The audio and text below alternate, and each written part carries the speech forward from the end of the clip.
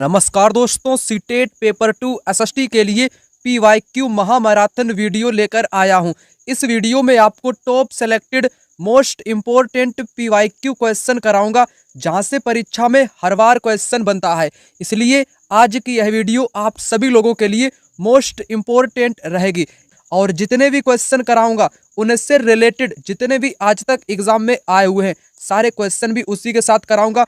NCERT का निचोड़ तो आपको कराता ही हूँ, उसी के साथ पीवाईक्यू भी यहाँ पर कराने वाला हूँ। इसलिए यह वीडियो आप लोग दिल थाम के देखना, दिल खोल के देखना, बेहतरीन ढंग से हर एक पॉइंट को आपको समझा के छोड़ूंगा। तो चलिए इस महत्वपूर्ण वीडियो को यहाँ पर शुरू करते हैं। पहला क्वेश्चन, निम्नलिखित वाक्यों कथन ए और कारण आर पर विचार करें। आखेट खाद्य संग्राहक समुदाय के लोग एक जगह से दूसरी जगह पर घूमते रहते थे। किसी इलाके में पौधों और जानवरों जैसे संसाधनों का खत्म होना संभव है। सही विकल्प चुनें। इस क्वेश्चन का राइट आंसर पहला ऑप्शन यहाँ पर हो जाएगा। दोनों सही हैं और एक की आर सही व्याख्या करता है। आपको मैंने बताया था प्राचीन काल में जो मानव था वो शिकार किया करता था, इसलिए वह एक जगह से दूसरी जगह पर शिकारी वर्ग के जो लोग थे, आखेट खाद्य संग्राहक जिनको बोलते थे, वे एक जगह से दूसरी जगह घूमा करते थे। इनके कुल 4 कारण किताब में बताए गए हैं। पहला कारण क्या है कि ये जानवरों का शिकार इसलिए करते थे क्योंकि अगर एक ही जगह पे जानवर रहेंगे तो वहाँ के जानवर खत्म हो जाएंगे। दूसरी बात, वहाँ की वनस्पति खत्म हो जाएगी, कंदमूल फल वगैरह वहाँ के खत्म हो जाएंगे। तीसरी बात, जहाँ पर पानी उपलब्ध होगा वहीं पर ये लोग जाएंगे, इसलिए इनको स्थान बदलना पड़ता था। ठीक है ना, तो इसलिए दोनों कारण आपके यहाँ पर सही हो जाएंगे, कथन भी यहाँ पर सही हो जाएंगे। पहला कारण अगर मैं बात कर लूं, पहला कारण यहाँ पर क्या बताया गया है, अगर वे एक ही जगह पर ज्यादा दिनों तक रहते तो आसपास के पौधे, फलों और जानवरों को खाकर समाप्त कर देते। पहला कारण यह है। दूसरा कारण देखो, जानवर अपने शिकार या फिर हिरण और मवेशी अपना चारा ढूंढने के लिए एक जगह से दूसरी जगह पर जाया करते थे, इसलिए इन जानवरों का शिकार करने वाले लोग भी इनके पीछे जाया करते थे, इसलिए एक जगह से दूसरी जगह पर जाया करते थे। तीसरा कारण, पेड़ों पौधों में फल फूल अलग अलग मौसम में आया करता था, इसलिए लोग मौसम के अनुसार भी घूमते रहते थे। चौथा कारण, पानी की तलाश में, यानी कि जल जहां पर उपलब्ध होगा वहीं पर लोग जाने लगते थे। ठीक है ना, और उसके बाद आगे क्वेश्चन आप देख सकते हो, आखेट खाद्य संग्राहक समुदाय एक जगह से दूसरी जगह पर क्यों जाया करता था। यहाँ पर आपको नहीं वाला बताना है, यानी कि आपको गलत वाला बताना था। हूबहू क्वेश्चन, फोर्थ वाला गलत है। एक जगह तलाश कर रहे थे जहां राज्य स्थापित कर सके, ये बात गलत है। जानवरों का शिकार करते थे क्योंकि जानवर खत्म हो जाएंगे, इसलिए उनका एक जगह से दूसरे स्थान पर जाना पड़ता था, है ना। जानवर, वही बात, फल फूल अलग अलग मौसम में आते थे इसलिए जाना पड़ता था। नहीं वाला बताना है तो फोर्थ वाला गलत हो जाएगा। तो उससे रिलेटेड एग्जाम में बहुत सारे क्वेश्चन आए हुए हैं। आखेट खाद्य संग्राहक, नहीं वाला यहाँ पर भी पूछा है, यानी कि सी गलत हो जाएगा। ऊन, पेड़ों की छाल, कपास, पटुआ, सन को तैयार करने में काम में विधवाओं, सक्षम अक्षम महिलाओं, भिक्षुड़ियों, वृद्धा वेश्याओं, राजा की अवकाश प्राप्त दासियों, सेविकाओं और अवकाश प्राप्त देवदासियों को लगाया जा सकता था। यह कताई बुनाई कारखानों पर दिए निर्देशित निम्नलिखित में से किस ग्रंथ में वर्णित हैं। ये सारी बातें दोस्तों अर्थशास्त्र में वर्णित हैं। अर्थशास्त्र किताब को किसने लिखा था, आपको नाम पता होना चाहिए। चाणक्य, जो कि एक विद्वान व्यक्ति था, इनको कौटिल्य या विष्णुगुप्त के नाम से भी जानते हैं, आचार्य चाणक्य को। आचार्य चाणक्य ने एक किताब लिखी जिसका नाम है अर्थशास्त्र। इकोनॉमिक इसको कह सकते हैं, लेकिन इसका संबंध राजनीति से है ना। राजनीति, कूटनीति से रिलेटेड यह ग्रंथ है अर्थशास्त्र, जिसको चाणक्य ने लिखा था। मौर्य काल का यह इतिहास बताने में सहायक सिद्ध होती है। और इसी किताब में क्या बताया गया था, ऊन के बारे में, पेड़ की छाल के बारे में, कपास के बारे में, पटुआ और सन के बारे में, सक्षम अक्षम महिलाओं के बारे में, वेश्याओं महिलाओं के बारे में, राजा की दासियों के बारे में, है ना, देवदासियों के बारे में, कताई बुनाई के निर्देश यहाँ पर दिए गए थे। क्वेश्चन इंपॉर्टेंट है, डायरेक्ट आया हुआ क्वेश्चन है। उसके बाद आपकी स्क्रीन पर अगला क्वेश्चन यहाँ पर आप लोग देख पा रहे होंगे। यहाँ पर क्वेश्चन आपसे किस प्रकार से पूछा गया है, ध्यान से समझना। निम्नलिखित कथनों पर विचार कीजिए, सही विकल्प चुनिए। कथन फर्स्ट, 7वीं शताब्दी में शासकों ने बड़े मंदिर का निर्माण करवाकर अपनी सत्ता और संसाधनों का प्रदर्शन करने का प्रयास किया। बिल्कुल सही बात है। 10वीं और 11वीं शताब्दी के दौरान शासक एक दूसरे के राज्यों पर आक्रमण करते थे, वे मंदिरों का अपना निशाना बनाते थे। ये दोनों बातें सही हैं और सही व्याख्या भी करता है, इसलिए राइट आंसर आपका फोर्थ विकल्प इस क्वेश्चन का यहाँ पर हो जाएगा। अगला क्वेश्चन यहाँ पर कहता है, ऊंची भीतरी छत में प्रतिच्छेदी मेहराबों वाली वास्तुकला की यह शैली के बीच समान है। इस क्वेश्चन का राइट आंसर आपका पहला ऑप्शन हो जाएगा वृंदावन का गोविंद देव मंदिर और फतेहपुर सीकरी के जो महल हैं वो दोस्तों भीतरी छत में प्रतिच्छेदी मेहराबों वाली वास्तुकला की शैली के तहत आती हैं। ठीक है ना, पहला स्टेटमेंट यानी कि पहला विकल्प सही हो जाएगा। उसके बाद अगला क्वेश्चन आपकी स्क्रीन पर कुछ इस प्रकार से, 7वीं सदी आते आते, वही 7वीं सदी में जब मंदिरों का निर्माण होता था उसी से रिलेटेड, 7वीं सदी आते आते भारतीय उपमहाद्वीप में निम्नलिखित राजनीतिक बदलाव अस्तित्व में आ चुके थे। बड़े भूस्वामी और योद्धा सरदार राजा बन सकते थे। बिल्कुल सही बात है। ब्राह्मणों ने अपने परंपरागत पेशे को छोड़कर शस्त्र उठा लिए थे। जैसे राजा हरिश्चंद्र ब्राह्मण होते हुए उसने शस्त्र को अपना लिया था। वहीं कदम्ब मयूर शरणम ने राज्य स्थापित किया था। किसने? कदम्ब एक मयूर शरणम नाम था, है ना, मयूर सरमण उस व्यक्ति का नाम था। और राजा हरिश्चंद्र ये ब्राह्मण थे। क्या थे ये? ब्राह्मण, ये पंडित ब्राह्मण थे और इन्होंने ब्राह्मण वगैरह सारी चीजें छोड़ करके इन्होंने शस्त्र उठा लिए थे और ये राजपाट करने लगे थे। तो ये बातें दोनों सामने निकल के आती हैं, इसलिए दोनों यहाँ पर कैसे हो जाएंगे? दोनों यहाँ पर इस क्वेश्चन में सही हो जाएंगे। ठीक है ना, तो इस क्वेश्चन का राइट आंसर थर्ड ऑप्शन यहाँ पर हो जाएगा। यहाँ पर आप लोग एक जानकारी को महत्वपूर्ण ढंग से समझने का प्रयास करना। उस दौरान सभी लोग राजा बन सकते थे जिनके पास थोड़ी बहुत सत्ता हो। जैसे कदम्ब मयूर शरणम का उदाहरण देकर अभी आपको समझाने का प्रयास किया था। कदम्ब मयूर शरणम हो गया, गुर्जर प्रतिहार हरिश्चंद्र हो गए, इन्होंने राजस्थान में स्थापित किया था और इन्होंने कर्नाटक में ने उद्यमी पैसा छोड़कर सत्र को अपना लिया और राज्य इन्होंने स्थापित किए थे। यहाँ से एग्जाम में क्वेश्चन आता है और इस बार भी आया था, जो मैंने आपको कराया वो भी क्वेश्चन आया करता है। एक हिरण्यगर्भ अनुष्ठान भी उस दौरान हुआ करता था। अगर कोई व्यक्ति क्षत्रिय नहीं है, अगर वह हिरण्यगर्भ नामक अनुष्ठान ब्राह्मणों की सहायता से करवा लेता था तो वह क्षत्रिय कहलाने लगता था। उसी प्रकार एक उदाहरण मिलता है दंती दुर्ग का, जिसने हिरण्यगर्भ नामक अनुष्ठान कराया था। यहाँ से भी एग्जाम में वैसे तौर पर क्वेश्चन आते ही रहते हैं। जैसे यहाँ पर हिरण्यगर्भ का क्वेश्चन दे दिया गया है, उसी से रिलेटेड यह क्वेश्चन है जस्ट जो मैं आपको यहाँ पर करा रहा हूँ। अगला क्वेश्चन यहाँ पर कहता है 18वीं शताब्दी भारत के संदर्भ में निम्नलिखित कथनों पर विचार कीजिए और सही विकल्प का चयन करें। पहला, 18वीं शताब्दी में शिल्प और वाणिज्य में बड़े बड़े परिवर्तन आए जब व्यापारी और कारीगर यूरोपीय कंपनियों द्वारा स्थापित ब्लैक टाउन्स में स्थानांतरित हो गए। ब्लैक यानी कि देसी व्यापारियों और शिल्पकारों को कहा गया जो फोर्ट सेंट जॉर्ज और फोर्ट सेंट विलियम जैसी जगहों पे रहते थे। यह बात गलत है। क्यों गलत है? जो देखो, जो व्यापारी लोग थे या शिल्पकार लोग थे या कारीगर लोग थे, उनके लिए ब्लैक टाउन्स बनाए गए थे। तो वे लोग कहाँ पर रहेंगे? तो ब्लैक का मतलब होता है काला, टाउन्स का मतलब होता है नगर, आप लोग कह सकते हो, कस्बा कह सकते हो, यानी कि काले लोगों के लिए नगर बनाए गए थे अंग्रेजों के द्वारा। तो यहाँ पर ही आपके व्यापारी वगैरह लोग रह सकते थे भारत के। परंतु जैसे सेंट जॉर्ज हो गया या पोर्ट विलियम हो गया, यहाँ पर अंग्रेज अधिकारी रहते थे। कौन? यहाँ पर तो आपके अंग्रेज रहते थे, ना कि भारत के रहते थे। भारत वाले जो व्यापारी थे वे तो ब्लैक टाउन में रहेंगे, ना कि सेंट फोर्ट यहाँ पर रहेंगे। यहाँ पर तो अंग्रेज रहते थे। ठीक है ना, इसलिए दूसरा स्टेटमेंट आपका यहाँ पर गलत हो जाएगा, पहला वाला सही हो जाएगा। सिंपल सी बात, यहाँ पर ही बताया गया है, ब्लैक टाउन्स में कर दिया गया और यहाँ पर ब्लैक देसी वालों को यहाँ पर ये कह दिया गया, इसलिए गलत है। तो यहाँ पर पहला सही है, वी गलत है, ए सही है और वी गलत है। उसके बाद आप लोग यहाँ पर देखना, अगला क्वेश्चन कुछ इस प्रकार से यहाँ पर कहता है। इसको थोड़ा जूम कर लेता हूँ ताकि आपको दिखाई पड़े। यहाँ पर यह क्वेश्चन आपसे कहता है, औपनिवेशिक भारत के स्थायी बंदोबस्त के संदर्भ में निम्नलिखित में से कौन सा कथन सही है? देखो, स्थायी बंदोबस्त आपसे पूछा है। 1793 में थॉमस मुनरो ने बंगाल प्रांत में स्थायी बंदोबस्त शुरुआत की, जो कि सरासर गलत है। क्यों गलत है? एक पॉइंट के कारण यह कथन गलत है। देखो, जो स्थायी बंदोबस्त था 1793 में, इसकी शुरुआत कॉर्नवालिस ने करी थी। किसने? कॉर्नवालिस एक व्यक्ति था, लॉर्ड कॉर्नवालिस, उसने स्थायी समझौता को शुरू किया था 1793 में, लेकिन मुनरो ने नहीं शुरू किया था। ये बात गलत है। इसके तहत राजा और तालुकदारों को जमींदार के रूप में मान्यता दी गई, सही हो जाएगा। जमींदारों को किसानों से लगान वसूल करने का अधिकार दिया गया, सही हो जाएगा। बी एंड सी इस क्वेश्चन का राइट जवाब होगा, क्योंकि ए यहाँ पर गलत हो जाएगा। जिन में ए था वो तो आपका यहाँ से हटेगा, यानी कि कटेगा, बचेगा आपका थर्ड वाला, जो कि यहाँ पर इस क्वेश्चन का बिल्कुल सही जवाब हो जाएगा। आप लोग क्वेश्चन को देख पा रहे होंगे, यहाँ पर राजस्व वसूली, महलवारी बंदोबस्त से जुड़ा हुआ क्वेश्चन, कथन कारण वाला। यहाँ पर स्थायी बंदोबस्त से जुड़ा हुआ क्वेश्चन।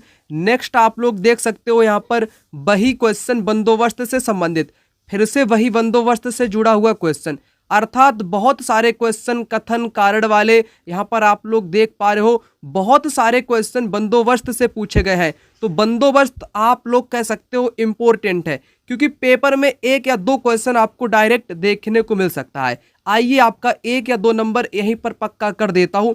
थोड़ी सी थ्योरी आपको जाननी पड़ेगी, मैं आपको सब कुछ यहाँ पर जना दूंगा, सब कुछ आपको बता दूंगा। सबसे पहले बात करते हैं स्थायी बंदोबस्त की। ध्यान से आप लोग समझना, स्थायी बंदोबस्त 1793 में लॉर्ड कॉर्नवालिस द्वारा लागू किया गया था। राजाओं तालुकदारों को जमींदारों के रूप में मान्यता दी गई थी। इसी लाइन से पेपर में क्वेश्चन पूछा गया था। ठीक, जमींदारों को किसानों से लगान वसूलने और कंपनी को राजस्व चुकाने का जिम्मा सौंपा गया था।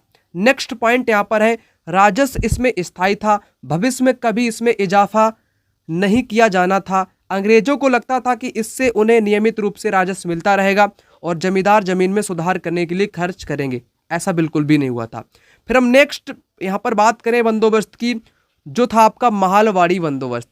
महालवाड़ी बंदोबस्त 1822 में, ठीक है ना, 1822 में बंगाल प्रेसिडेंसी के उत्तर पश्चिमी प्रांतों उत्तर प्रदेश के लिए होल्ट मैकेंजी ने, किसने, होल्ट मैकेंजी ने 1822 में महालवाड़ी बंदोबस्त को लागू किया था। किस प्रांत में लागू किया था, शायद मिलान वाला भी क्वेश्चन बन सके अब की बार। तो उत्तर पश्चिमी प्रांत, उत्तर भारत में बंगाल के प्रेसिडेंसी के जो उत्तर पश्चिमी प्रांत है, उत्तर प्रदेश, अवध है ना, और पंजाब वाले इलाके में इसने लागू किया था। अब इसमें जिम्मेदारी किसको सौंपी गई थी कि कौन इसमें कर वसूलेगा? तो सबसे इंपॉर्टेंट पॉइंट तो ये वाला है, राजस्व इकट्ठा करने की और कंपनी को अदा करने की जिम्मेदारी जमींदार की बजाय इसमें गांव के मुखिया या गांव के प्रधान को दी गई। पेपर में गांव का प्रधान लिखा मिले या गांव का मुखिया लिखा मिले, दोनों एक ही बात आप लोग समझ लेना, ठीक है ना। गांव के प्रधान या गांव के मुखिया को जिम्मेदारी सौंपी गई थी। नेक्स्ट यहां पर बात करते हैं रैयतवारी बंदोबस्त। ये दोस्तों ब्रिटिश नियंत्रण वाले दक्षिण भारत मद्रास प्रांत में इसको लागू किया था। थॉमस मुनरो ने इस व्यवस्था को विकसित किया। रीड और मुनरो को लगता था कि दक्षिण भारत में परंपरागत जमींदार नहीं थे, इसलिए उनका तर्क था कि किसानों से ही सीधा बंदोबस्त करना चाहिए, ठीक है ना। तो इन्होंने किसानों से ही डायरेक्ट बंदोबस्त कर लिया। अब मैं लगे हाथ आए हुए क्वेश्चन को कराता हूं, फिर मैं आगे तमाम क्वेश्चन की बात करता हूं। एक तो क्वेश्चन ऐसा आया, राजस्व वसूली व्यवस्था महालवारी बंदोबस्त की शुरुआत होल्ट मैकेंजी ने की थी, करेक्ट। कारण क्या है, राजस्व वसूली तथा कंपनी तक इसे पहुंचाने की जिम्मेदारी गांव के प्रधान को दी गई, ना कि जमींदार को दी गई थी। दोनों बातें आपकी करेक्ट हो जाएंगी महालवारी व्यवस्था के बारे में। एक क्वेश्चन यहाँ पर आपके सामने आप लोग यहाँ पर देख सकते हैं, जो कि स्थायी बंदोबस्त के बारे में आपसे पूछा है। स्थायी हमने आपको बताया। जितने भी मित्र पहली बार इस वीडियो को देख रहे हो, बहुत बहुत आपका स्वागत है। और ये जो जानकारी मैं बता रहा हूँ ना, ये मेरे नोट्स हैं, खुद के नोट्स। मैंने 5-6 वर्षों के अनुभव के आधार पर ये नोट्स तैयार किए हैं, प्लस इसमें PYQ क्वेश्चन भी शामिल किए गए। आप लोग अपनी आंखों से प्रत्यक्ष देख पा रहे होंगे, ठीक है ना। नोट्स मिलेगा, PYQ मिलेगा। पेपर को क्रैक करने के लिए कंटेंट और PYQ दो ही चीज इंपॉर्टेंट होती है, तो पेपर कोई भी एग्जाम हो क्लियर हो जाएगा। मेहनत करनी पड़ती है। ये नोट्स आप लोग ले सकते हो। ये नोट्स मैंने आप सभी लोगों के लिए बनाए हैं। जितने भी मित्र नोट्स लेना चाहते हैं, नोट्स में क्या क्या मिलेगा, इसमें complete NCERT history 6 to 8, geography, polity, pedagogy सब कुछ मिल जाएगा। अर्थात 60 नंबर का जो भी SST सामाजिक विज्ञान आपका है, पूरा सिलेबस मैं आपको प्रोवाइड करूंगा। मात्र ऑफर अभी कर दिया हमने, 299 का ऑफर कर दिया। 299 में कंप्लीट आपको मिल जाएगा। दिए गए नंबर पर कॉल या व्हाट्सएप पर मैसेज करके फटाक से इन नोट्स को प्राप्त कर लो। आज से ही पढ़ना शुरू कर दो, ताकि हर चीज आपकी क्लियर हो सके। और 1-2 क्वेश्चन है, इनको भी आपको कराता हूं कि ईस्ट इंडिया कंपनी के शासन के दौरान किस राजस्व बंदोबस्त के अंतर्गत राजस्व एकत्र करने, उसे कंपनी को अदा करने की जिम्मेदारी गांव के मुखिया या गांव के प्रधान को दी गई थी? किसमें? महालवारी में दी गई थी, जो कि 1822 में किसने शुरू किया था? होल्ट मैकेंजी ने। नेक्स्ट यहां पर कहता है कि समझौते में राजाओं और तालुकदारों को जमींदारों के रूप में मान्यता दी गई थी, तो स्थायी समझौता यहां पर क्वेश्चन का जवाब हो जाएगा। कथन कारण वाला देखो, यहां पर क्वेश्चन है, ईस्ट इंडिया कंपनी ने अपने राज्य क्षेत्र में स्थायी बंदोबस्त और महालवारी बंदोबस्त लागू किए, करेक्ट हो जाएगा। इन बंदोबस्तों को कृषि पद्धति में, खासकर सिंचाई व्यवस्था में सुधार की जरूरत थी। ठीक, ये गलत है। केवल ए करेक्ट होगा, कारण ऐसा नहीं है। फिर एक क्वेश्चन और आता है, रीड और मुनरो का तर्क था कि दक्षिण में सीधे किसानों के साथ बंदोबस्त करना चाहिए। बिल्कुल, रीड और मुनरो को लगता था उत्तर से भिन्न दक्षिण में परंपरागत जमींदार नहीं थे। करेक्ट, ये लाइन हमने आपको बताई है, दोनों करेक्ट हो जाएंगे। फिर कहता है विलियम एडम के संदर्भ में कौन सा कथन सही है। विलियम एडम एक स्कॉटिश प्रचारक था, सही बात है। वह एक अंग्रेजी शासक नहीं था बल्कि एक प्रचारक था। कंपनी ने उन्हें देसी स्कूलों में शिक्षा की प्रगति पर रिपोर्ट तैयार करने का जिम्मा सौंपा था, सही है। उन्होंने बंगाल और बिहार के जिलों का दौरा किया देसी स्कूलों पर रिपोर्ट बनाने के लिए, ये भी बात सही हो जाएगी। इसलिए सेकेंड को आप लोग छोड़ दो, सेकेंड को आप लोग छोड़ दो। फोर्थ वाला इस क्वेश्चन का राइट जवाब यहाँ पर हो जाएगा पहला, तीसरा और चौथा, ठीक है ना। विलियम एडम से कभी कभार एग्जाम में क्वेश्चन देखने को मिलता है, इसलिए इसके बारे में भी आपको यहाँ पर सारी जानकारी बता देता हूँ। यहाँ पर आप लोग समझने का प्रयास करना विलियम एडम की रिपोर्ट के बारे में। 1830 के दशक में स्कॉटलैंड से आए ईसाई प्रचारक, यानी कि अब आपको पता चल गया यह ईसाई धर्म का प्रचारक था। विलियम एडम ने बंगाल बिहार के स्कूलों में शिक्षा की प्रगति पर रिपोर्ट तैयार करने का जिम्मा सौंपा था। तो यहीं से दूसरा तीसरा वाला स्टेटमेंट शायद यहाँ पर दिया गया था, उसको जिम्मा सौंपा गया था। एडम ने पाया कि बंगाल और बिहार में 1 लाख से ज़्यादा पाठशालाएं, कितनी लाख, 1 लाख से ज़्यादा हैं। ये बहुत छोटे छोटे केंद्र थे जिनमें 20 से ज़्यादा विद्यार्थी नहीं होते थे। पढ़ने वाले बच्चों की संख्या 20 लाख से भी ज़्यादा हुआ करती थी। उसके बाद एडम ने क्या पाया कि लचीली शिक्षा प्रणाली स्थानीय आवश्यकताओं के लिए काफ़ी अनुकूल है। फसलों की कटाई के दौरान कक्षाएं बंद हो जाती हैं क्योंकि उस समय बच्चों खेत पर काम करते थे, बच्चे उस दौरान खेतों पर काम करते थे। तो यहीं से एग्जाम में डायरेक्ट क्वेश्चन आया था विलियम एडम की रिपोर्ट से रिलेटेड। एक दो क्वेश्चन यहाँ पर देख लेता हूँ क्या और विलियम एडम से रिलेटेड क्वेश्चन एग्जाम में आया हुआ है।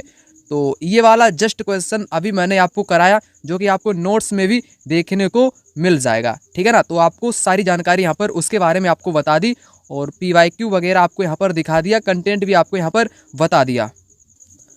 अगला क्वेश्चन यहाँ पर कहता है कॉलम ए का कॉलम बी के साथ मिलान करें। देखो ये वाला जो क्वेश्चन अभी आपको कराऊंगा, इस क्वेश्चन को आप कतई मत भूलना, क्योंकि यहाँ से एग्जाम में हमेशा ही आपको 2 से 3 क्वेश्चन हर बार पेपर में देखने को मिलेगा। गारंटी के साथ कह देता हूँ आपसे, राजा राम मोहन राय से हमेशा आता है। यहाँ पर मिलान करता हूँ सबसे पहले। देखो राजा राम मोहन राय ने ब्रह्म समाज की स्थापना की थी। ए का किसके साथ जाएगा, फोर्थ के साथ जाएगा। ए का फोर्थ किस में है, ए का फोर्थ आपके सिर्फ और सिर्फ थर्ड में दिया गया है, इसलिए थर्ड वाला यहाँ पर राइट आंसर हो जाएगा। बाकी सारे के सारे यहाँ पर गलत हो जाएंगे। पंडिता रमाबाई ने विधवाओं के लिए विधवा गृह स्थापित किए थे और ईश्वर चंद्र विद्यासागर जो थे इन्होंने लड़कियों के लिए, है ना, लड़कियों के लिए विद्यालय या स्कूल खोले थे। वहीं दयानंद सरस्वती ने आर्य समाज की स्थापना करी थी। तो इस प्रकार से यहाँ पर इस क्वेश्चन का दोस्तों मिलान हो जाएगा। अब जितने भी व्यक्ति यहाँ पर आपको दिखाई पड़ रहे हैं, जैसे राजा राम मोहन राय हो गए, दयानंद हो गए, रमाबाई हो गई, ईश्वर चंद्र विद्यासागर हो गए, तो इनसे बहुत क्वेश्चन एग्जाम में बार बार आया करता है। तो वह महत्वपूर्ण जानकारी भी आपको यहाँ पर बता देता हूँ। अभी आपको जानकारी यहाँ पर बताऊँगा, ठीक है ना। तो उसके बाद यहाँ पर और एक क्वेश्चन कर लेता हूँ। ईश्वर चंद्र विद्यासागर द्वारा अपनाई गई रणनीति किस प्रकार थी किसी भी सामाजिक बुराई को चुनौती देने के लिए। पश्चिमी विचारों का इन्होंने हवाला दिया था, सही बात है। समर्थन देने वाले अंधविश्वास इन्होंने खोजे थे या प्राचीन ग्रंथों में श्लोक या वाक्यों को इन्होंने ढूंढा था। तो ए एंड सी यहाँ पर सबसे उपयुक्त लग रहा है। अंधविश्वास को यहाँ पर खोजने की बात नहीं कही गई है। ए एंड सी यानी कि ए सी इस क्वेश्चन का राइट आंसर हो जाएगा। इन्होंने पश्चिमी देशों का हवाला भी दिया था। तो इस क्वेश्चन का आंसर यहाँ पर फोर्थ विकल्प होना चाहिए था, लेकिन यहाँ पर ठीक है ना, क्योंकि बुराई, सामाजिक बुराई, इन्होंने देखो प्राचीन ग्रंथों में श्लोक ढूंढने का भी प्रयास किया था और पश्चिमी देशों का विचार हवाला भी दिया था। दोनों बातें यहाँ पर सही होंगी। किसके अनुसार, NCERT के अकॉर्डिंग दोनों बातें यहाँ पर सही हो जाएंगी। परंतु इसका आंसर माना गया था यहाँ पर ए वाला माना गया था। निम्नलिखित में से कौन से आंदोलन गांधी जी के असहयोग आंदोलन के हिस्सा थे। असहयोग आंदोलन 1920-21 में आप लोग कह सकते हो, ठीक है ना। इसमें खिलाफत आंदोलन को भी शामिल कर लिया गया था। इसमें देखो क्या क्या हिस्सा था असहयोग आंदोलन में, ध्यान से समझना। खेड़ा गुजरात के पाटीदार किसान आंदोलन भी इसमें शामिल हुए थे। पंजाब के घूसखोर महंतों के खिलाफ अकाली आंदोलन भी हुआ था। गुजरात में नमक सत्याग्रह हुआ था जिसको तोड़ा गया था। आंध्र प्रदेश के गुंटूर जिला के गरीब किसान और जनजातियों द्वारा वन सत्याग्रह हुआ था। यहाँ पर आपके सभी राइट आंसर हो जाएंगे। यहाँ पर आपको कौन सा विकल्प चुनना था, तो आपको कोई सा भी आप विकल्प चुनते तो आपको एक नंबर यहाँ पर मिल जाता, क्योंकि यहाँ पर सभी के सभी आपके सही दिए गए थे। उसके बाद यहाँ पर देख लेते हैं अगले क्वेश्चन को। अगला क्वेश्चन आपकी स्क्रीन पर कुछ इस प्रकार से यहाँ पर है दोस्तों। क्या है क्वेश्चन? यहाँ पर है 1905 के बंगाल विभाजन के बाद स्वदेशी आंदोलन को भारत के किस क्षेत्र में वंदे मातरम के नाम से जाना गया था? तो आंध्र क्षेत्र में, आंध्र यानी कि आंध्र प्रदेश वाला जो क्षेत्र है वहां पर स्वदेशी आंदोलन को वंदे मातरम आंदोलन के नाम से जाना गया था। एग्जाम में 2 से 3 बार क्वेश्चन आया हुआ है। 1905 में बंगाल का विभाजन लॉर्ड कर्जन ने किया था। किसने? लॉर्ड। इनको कहना भी बहुत गलत है क्योंकि ये लॉर्ड थे ही नहीं, इन्होंने भारत को बहुत दबा के लूटा था। इनको कर्जन ही कहो, ठीक रहेगा, ठीक है ना। इसने बंटवारा कर दिया था बंगाल का विभाजन, स्वदेशी आंदोलन चलाया गया था, है ना, बहिष्कार करो, स्वदेशी को अपनाओ, तो वही बात वंदे मातरम के नाम से जानी गई थी आंध्रा क्षेत्र में। तो चलिए इसको भी आपको एक बेहतरीन ढंग से समझा देता हूँ। यहाँ पर मैं बात करने वाला था बंगाल विभाजन की, और बंगाल विभाजन के तहत ही स्वदेशी आंदोलन यहाँ पर देख सकते हो। यह आंदोलन बंगाल के सबसे ताकतवर था। आंध्र के डेल्टा इलाकों में इसे वंदे मातरम आंदोलन के नाम से जाना जाता था। तो यहीं से एग्जाम में क्वेश्चन था कि वंदे मातरम आंध्र के क्षेत्र में जाना जाता था। देखो मैं आपको क्या कर रहा हूँ, एक एक क्वेश्चन का मिलान आपको नोट्स के साथ करा रहा हूँ ताकि आप समझ पाओ, ताकि आपकी समझ बन सके कि एग्ज़ाम में क्वेश्चन कैसे आता है और ये नोट्स आपके लिए कैसे फ़ायदेमंद रहेंगे। वही तो मैं समझाने का प्रयास कर रहा हूँ, आप लोग समझ ही नहीं पा रहे हो, उसके लिए मैं क्या ही कर सकता हूँ, ठीक है ना। स्वदेशी अपनाओ और विदेशी का यहाँ पर बहिष्कार करो, यही नीति अपनाई गई थी। और मैं बंगाल विभाजन की बात कर लूँ, यहाँ पर देखो 1905 में बंगाल विभाजन कर्जन द्वारा किया गया था। 1905 में कर्जन ने बंगाल का विभाजन कर दिया। उस वक्त बंगाल ब्रिटिश भारत का सबसे बड़ा प्रांत था। बिहार उड़ीसा के कुछ भाग भी बंगाल का हिस्सा उस दौरान हुआ करता था। अंग्रेजों का कहना था कि प्रशासकीय सुविधा को ध्यान में रखते हुए बंगाल का बंटवारा करना जरूरी था। कारण अंग्रेजों ने क्या दिया कि प्रशासकीय सुविधा के लिए बंटवारा जरूरी था, ठीक है ना। प्रशासकीय सुविधा का मतलब अंग्रेज अफसरों और व्यापारियों के फायदे से था। सरकार ने गैर बंगाली इलाकों को अलग करने की बजाय उसके पूर्वी भागों को अलग करके असम में मिला दिया था, ठीक है ना, असम में मिला दिया था। तो इन्होंने बंगाल का विभाजन कर दिया था। तो आप लोग देख सकते हो बंगाल पहले आपका क्या क्या उसमें शामिल था, बिहार भी शामिल था, उड़ीसा भी शामिल था। तो ये क्षेत्र बाद में आपके अलग हो गए थे। इतनी महत्वपूर्ण जानकारी आपको यहाँ पर बता दी मैंने। अगला क्वेश्चन यहाँ पर कहता है निम्नलिखित कथनों पर विचार करके उत्तर दें। 1950 में भारत सरकार ने आर्थिक विकास के लिए नीतियां बनाने और उनको लागू करने के लिए एक योजना आयोग का गठन किया था। पहली बात बिल्कुल सही हो जाएगी। 1956 में दूसरी पंचवर्षीय योजना तैयार की गई जिनमें कृषि तथा उपभोक्ता वस्तु उद्योगों पर जोर दिया गया था। ये बात गलत है। देखो पहली पंचवर्षीय योजना आपकी 51, दूसरी आपकी 56 में चली थी, ये तो सभी को पता है। लेकिन जो पहली वाली पंचवर्षीय योजना थी 51 वाली, उसमें दोस्तों कृषि पर बल दिया गया था। किस पर? पहली में आपकी कृषि पर बल दिया गया था। जो सेकेंड योजना थी उसमें उद्योग धंधों पर बल दिया गया था, उद्योग धंधों पर बल दिया गया था, बड़े बड़े कारखानों पर बल दिया गया था। यहाँ पर लिखा है कृषि, इसलिए गलत है। कृषि पर पहले ही बल दिया जा चुका था, बाद में इस पर बल नहीं दिया गया था, इसीलिए आपकी दूसरी बात गलत है। पहली बात यहाँ पर सही हो जाएगी। तो जवाब कौन सा होगा? ए सही है, बी गलत है। थर्ड जवाब यहाँ पर राइट आंसर हो जाएगा। उसके बाद अगला क्वेश्चन कुछ इस प्रकार से यहाँ पर आप लोग देखना। यह क्वेश्चन आप लोग मोस्ट इंपोर्टेंट कर लेना क्योंकि एग्जाम में हमेशा ही रिपीट होता रहता है। निम्नलिखित में से ज्योतिबा फूले के बारे में कौन सा सही है? फूले ने ईसाई मिशनरी स्कूल में पढ़ाई की थी, सही बात है। उन्होंने ब्राह्मणों के श्रेष्ठ होने के दावे पर खुलकर हमला किया था, बिल्कुल सही है। उन्होंने कहा कि आर्य विदेशी है, सही है। वह अपने समय के उपनिवेशवाद विरोधी राष्ट्रवाद के आलोचक थे। उन्होंने अपनी किताब गुलामगिरी दक्षिण अफ्रीका के रंगभेद विरोधी संघर्ष को समर्पित किया, ये भी बात सही है। तो यहाँ पर आपका जवाब क्या दिया गया है? A B C E, A B C E, A B C E, यानी कि फोर्थ ऑप्शन इस क्वेश्चन का यहाँ पर बिल्कुल कैसा हो जाएगा? बिल्कुल राइट जवाब आपका कौन सा दोस्तों हो जाएगा? यहाँ पर ए बी सी डी है ना, ए बी सी डी। यहाँ पर एक बात आप लोग समझने का प्रयास करना, आप लोग एग्जाम देने जाओगे ना, क्वेश्चन को अच्छे ढंग से नहीं पढ़ोगे तो आप कंफ्यूज हो जाओगे। जैसे यहाँ पर मैं यहाँ पर कंफ्यूज हो गया, फिर मैंने यहाँ पर दोबारा देख लिया इसको, क्या देखा यहाँ पर क्या कंफ्यूज हुआ? पहली बात तो सही है, दूसरी बात भी सही है, तीसरी बात भी सही है, डी वाली भी बात यहाँ पर सही है, लेकिन ई बात गलत है। आपको सही लग रही होगी लेकिन गलत है। क्यों गलत है? यहाँ पर दक्षिण अफ्रीका लिखा हुआ है, इसलिए यहाँ पर गलत है। यहाँ पर ये बात थी अमेरिका की, ये बात थी अमेरिका की, ये बात कहाँ की थी? अमेरिका की थी। अमेरिका में एक रंग भेद आप लोग कह सकते हो आंदोलन चल रहा था, है ना? उसमें जिन लोगों ने संघर्ष में हिस्सा लिया था, है ना? जो लोगों को न्याय दिलाने के लिए, तो उन्हीं को यह गुलामगिरी उन्होंने किताब समर्पित कर दी थी। ये अभी जानकारी आपको बताऊंगा तब आपको समझ में आएगा। 1800 अभी मैं आपको बताऊंगा, इन्होंने सत्यशोधक समाज की भी स्थापना की थी। चाबुक जैसी इन्होंने किताब भी लिखी थी। तो चलिए इनके बारे में खुलकर के पूरी जानकारी प्राप्त एक बार कर लेते हैं।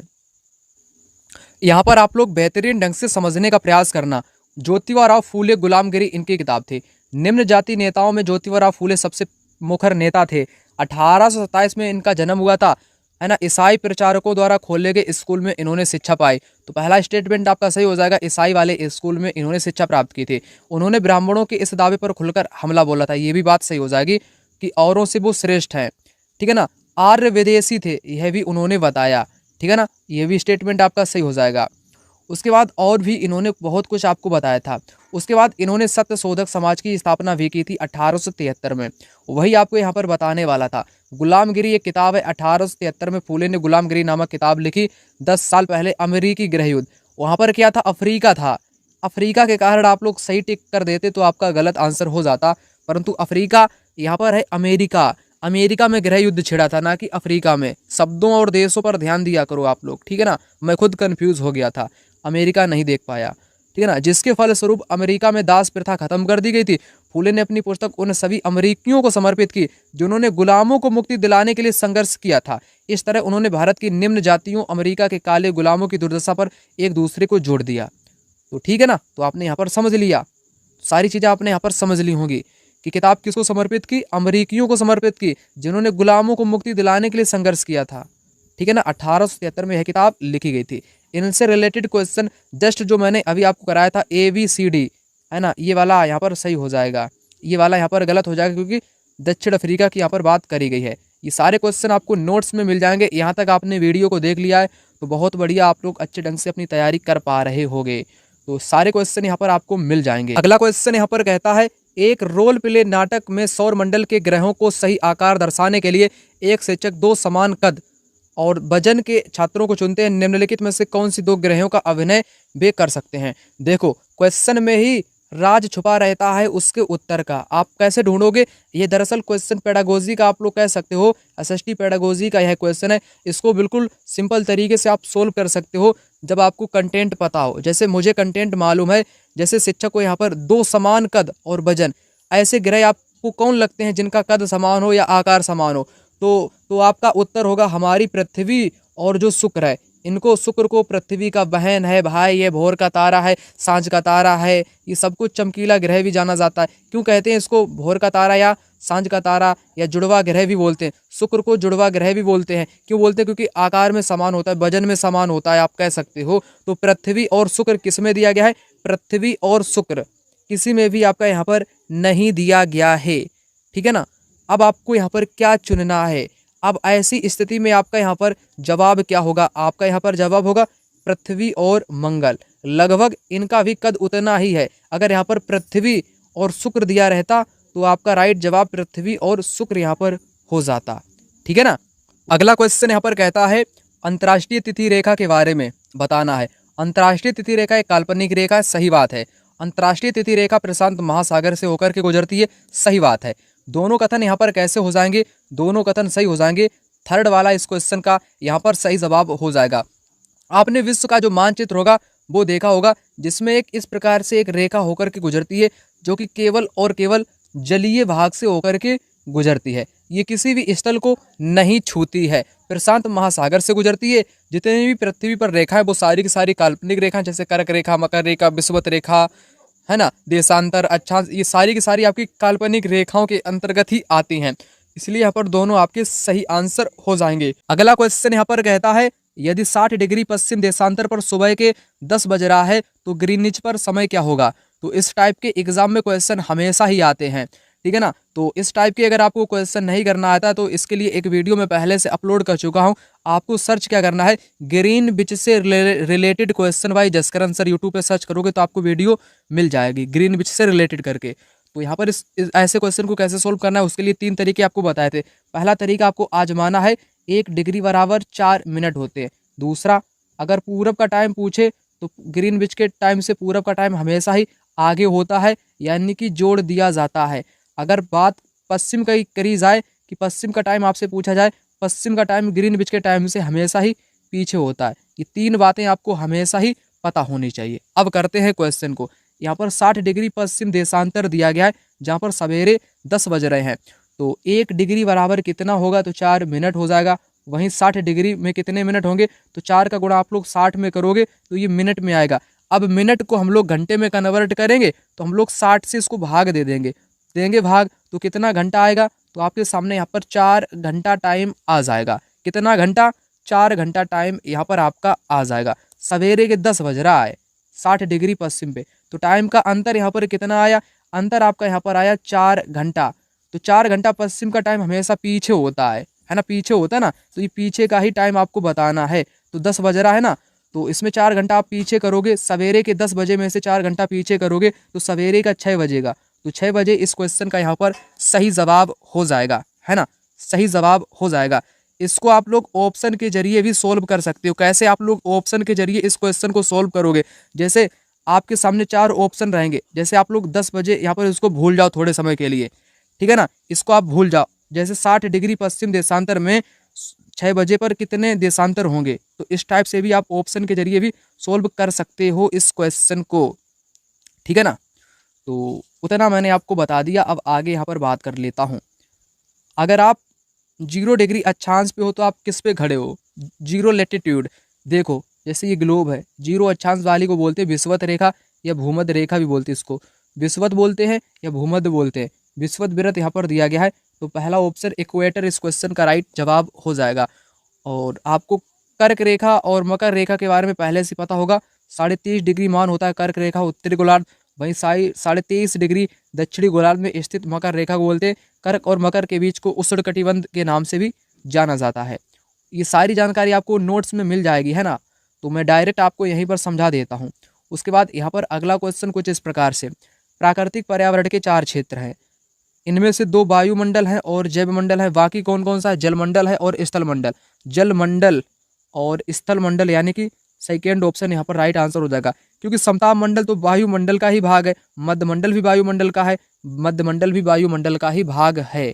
आपके 4 मंडल मुख्य तौर पे होते, वायुमंडल, जैवमंडल, जलमंडल और स्थल मंडल। सेकेंड जवाब इसको hydrosphere and lithosphere, second option will be the right answer.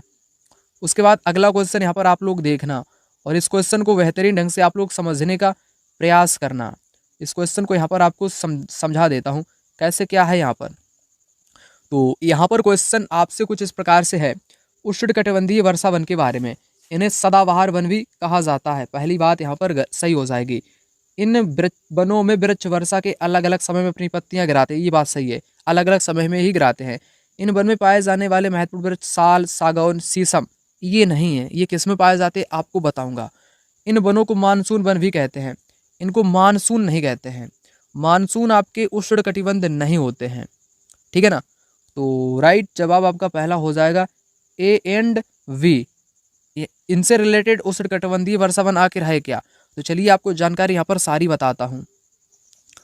अब आप लोग यहाँ पर बेहतरीन ढंग से समझ लेना, है ना। देखो उष्णकटिबंधीय सदाबहार वन, इन वनों को उष्णकटिबंधीय वर्षा वन भी कहते हैं। भूमध्य रेखा उष्णकटिबंध के पास में उगते हैं। ये क्षेत्र गर्म होते हैं व पूरे वर्ष यहाँ पर वर्षा होती है। शुष्क नहीं होता है यहाँ का मौसम, पहली बात, इसलिए पेड़ की पत्तियां पूरी तरह नहीं झड़ती हैं। काफी घने वृक्ष के कारण सूर्य का प्रकाश वन के अंदर नहीं पहुंच पाता है। यहाँ पर आपके रोजवुड, आवनूस, महोगनी वृक्ष पाए जाते हैं, ना कि साल हो गया, ना ही शीशम पाया जाता है, ना ही नीम पाया जाता है। यहाँ पर रोजवुड, आवनूस और महोगनी पाए जाते हैं।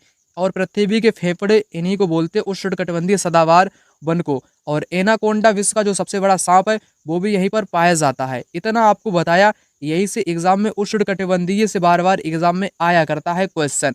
और उसके बाद उष्णकटिबंधीय पर्णपाती, पर्णपाती अलग है और उष्णकटिबंधीय वर्षा वन अलग है ना। ये मानसूनी वन होते हैं। मानसूनी कौन होता है, पर्णपाती वन होता है।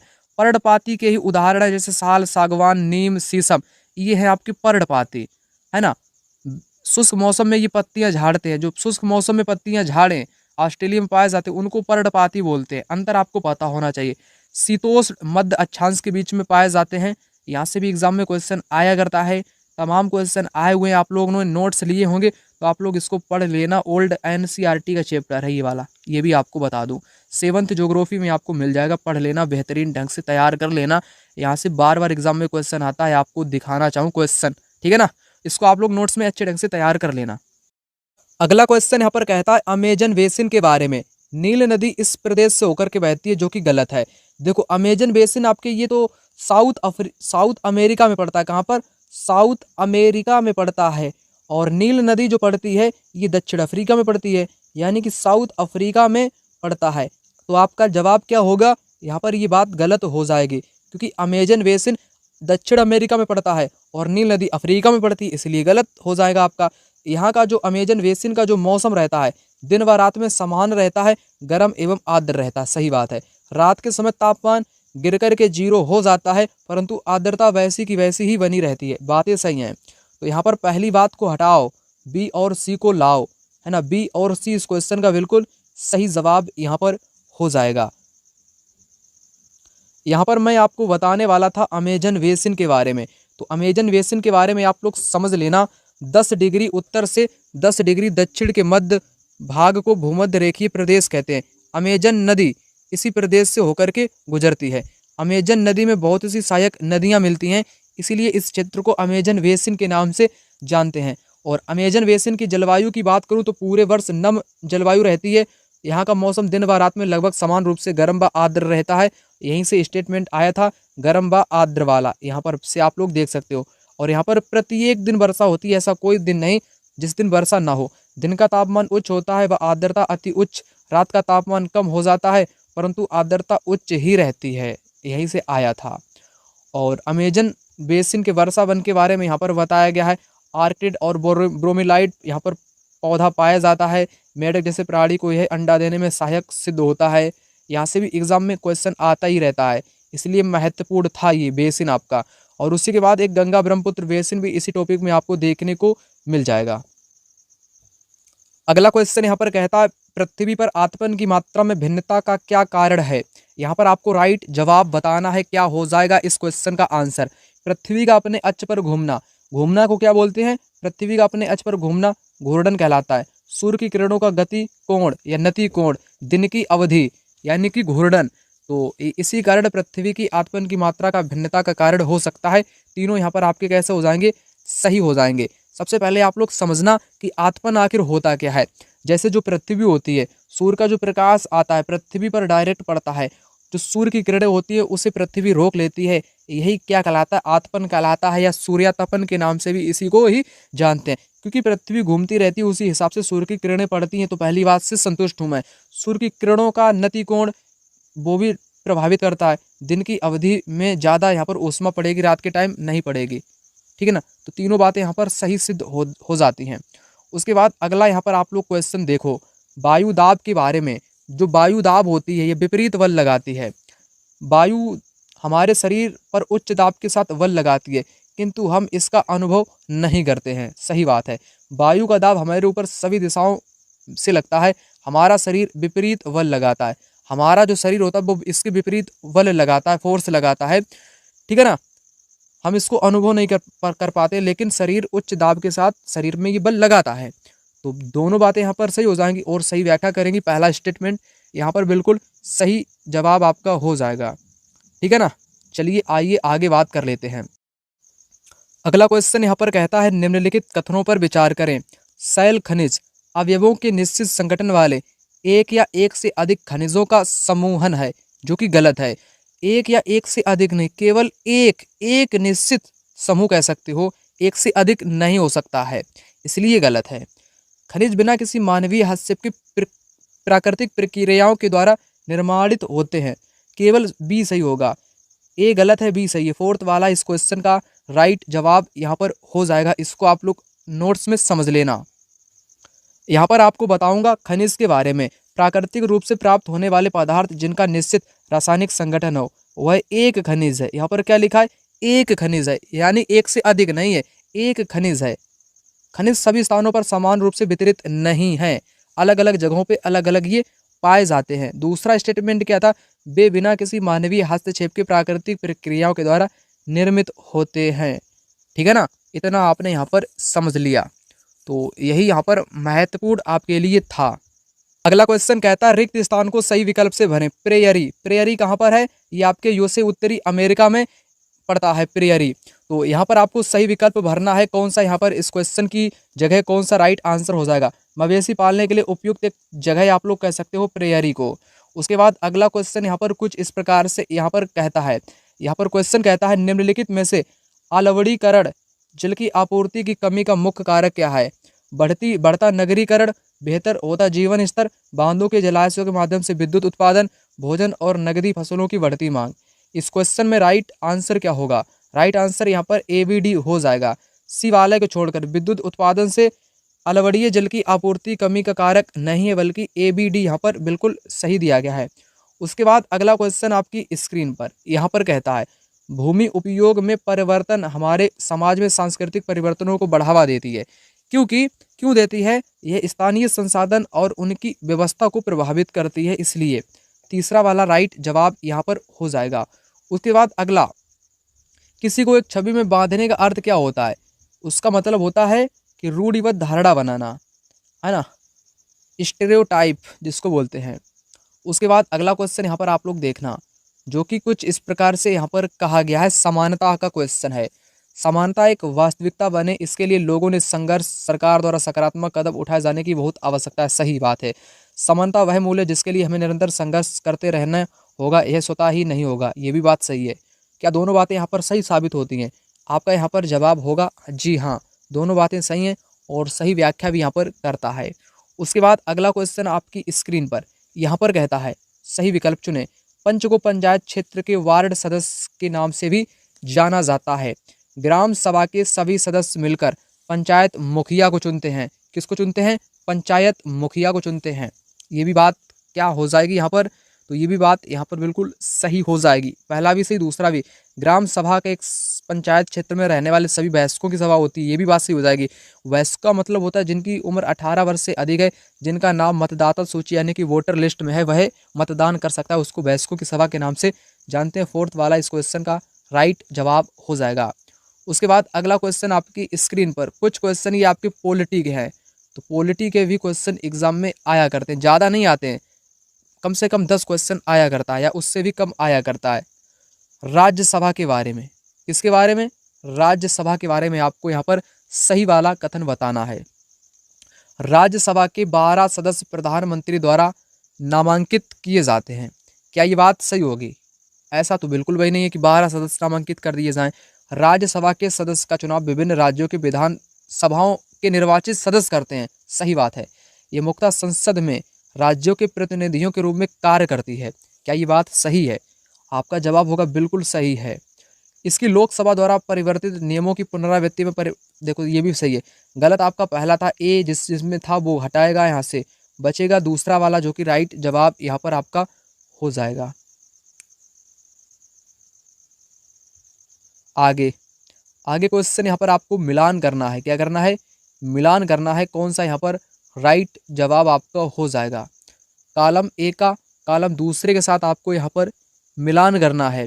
देखो क्वेश्चन तो आपको यहाँ पर आप लोग खुद मिलान कर सकते हो, ठीक है ना। इसको आप लोग एक प्रकार से होमवर्क क्वेश्चन कह सकते हो, या आप इसको खुद से मिलान भी कर सकते हो, लेकिन मैं आपको यहाँ पर 1-2 हिंट दे देता हूँ कहाँ से कैसा मिलान होगा। वेतन भोगी कर्मचारी क्या होता है? अनियमित। देखो अनियमित जो प्राइवेट सेक्टर में काम करता है, कोई गारंटी नहीं होती इसकी, तो अनियमित। जैसे शिक्षक क्या है? शिक्षक बिना वेतन का मजदूर है, गृहिणी और निर्माण मजदूर। वेतन भोगी जो कर्मचारी होगा, वेतन भोगी यानी कि जिसको वेतन मिलता है सैलरी, तो वो शिक्षक की श्रेणी में आएगा। ए का यहाँ पर चौथा, ए का चौथा आपके थर्ड में दिख रहा है, तो थर्ड वाला जवाब यहाँ पर हो जाएगा पूरा। बी का सेकेंड अनियमित काम। क्या गृहिणी करती है अनियमित काम? यहाँ पर मिसमैच नहीं, अनियमित यानी कि ये निर्माण मजदूर हो जाएगा। और स्वरोजगार, सी का सेकेंड, स्वरोजगार गृहिणी हो जाएगी, क्योंकि वह स्वयं से रोजगार उत्पन्न कर लेती है। बिना वेतन का मजदूर नहीं यार, देखो बिना वेतन का मजदूर तो गृहिणी होती है, जैसी आपकी माता बहन या हमारी माता बहन घर पे काम करती हैं, खाना वगैरह बनाती हैं, तो वो एक प्रकार से बिना वेतन की मजदूर हुई ना। तो डी का यहाँ पर जाएगा सेकेंड के साथ। डी का सेकेंड देखो किस में दिया गया है। डी का सेकेंड आपका सिर्फ और सिर्फ दूसरे में दिया गया है। चलो दूसरे को टिक कर लेते हैं। ए का थर्ड वेतन भोगी कर्मचारी, ए का थर्ड निर्माण मजदूर के साथ कर लो, चलो कर लेते हैं। बी का फोर्थ अनियमित काम शिक्षक। लो भैया, शिक्षक का क्या अनियमित काम होता है?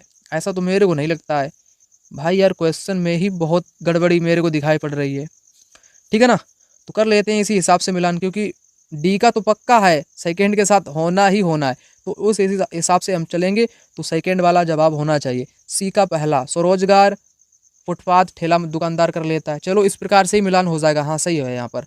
तो सेकंड जवाब यहाँ पर आपका राइट आंसर हो जाएगा। एक दो क्वेश्चन इस प्रकार के और भी एग्जाम में आए हुए हैं। और ये वाला क्वेश्चन तो बहुत पुटिंग आउट सिस्टम जिसको बोलते हैं, क्या बोलते हैं, पुटिंग आउट सिस्टम वाला। ये व्यापारी और बुनकर के बीच की व्यवस्था को दादन व्यवस्था बोलते हैं। क्या बोलते हैं? दादन व्यवस्था बोलते हैं। पुटिंग आउट सिस्टम के नाम से इसको जानते हैं। परीक्षा में 10 से 12 बार आया हुआ क्वेश्चन है। उसके बाद अगला क्वेश्चन देखो पॉलिटी का है यहाँ पर, जो कि कुछ इस प्रकार से यहाँ पर कहता है। क्या कहता है, ध्यान से आप लोग समझना। लोकतांत्रिक देश में अकाल की संभावना कम होती है, क्यों? लोग अपनी आस्था का पालन करने के लिए स्वतंत्र। आस्था का मतलब अकाल से नहीं है। सरकार अगले चुनाव में हार के भय से शीघ्र प्रतिक्रिया देगी, सही बात है, अकाल के दौरान। विपक्ष भूख और भुखमरी की ओर ध्यान आकर्षित करता है, सही बात है। स्वतंत्र प्रेस अकाल में हो रहे कष्टों का रिपोर्ट बना सकती है। B C D, B C D. A को हटा लो आप लोग, ए को हटाओ पहले, बचेगा थर्ड वाला, जो कि राइट जवाब यहाँ पर थर्ड ऑप्शन हो जाएगा। चलिए आगे बढ़ते हैं।